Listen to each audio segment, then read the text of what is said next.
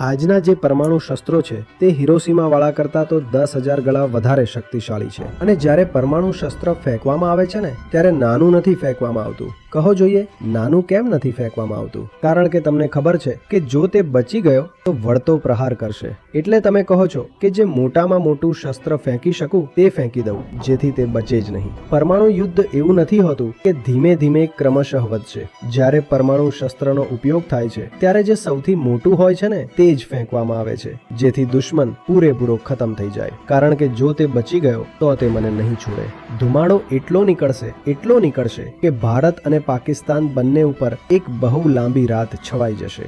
રાખ છવાઈ ગઈ છે અને તે રાત વર્ષો સુધી ચાલશે. તમને સૂરજ દેખાશે નહીં. તેને પરમાણુ શિયાળો કહેવાય છે. Nuclear winter. હંમેશા માટે શિયાળો થઈ જશે. સૂરજ દેખાશે નહીં. વરસાદની તો કોઈ વાત જ નહીં. એવું નહીં કે તે દિવસોમાં ચોમાસું નહીં આવે. ચોમાસું પછી ક્યારે નહીં આવે. આ બંને દેશો હંમેશા માટે પરમાણુ વેરાન ભૂમિ બની જશે જ્યાં ક્યારેય કંઈ પેદા થઈ શકશે નહીં અને જ્યાંનું રેડિયેશન આખી દુનિયાને બરબાદ કરી દેશે. જે લોકો ધર્મયુદ્ધની જગ્યાએ અહમ યુદ્ધ કરવા માંગે છે તેમને આ વાત સમજાતી નથી.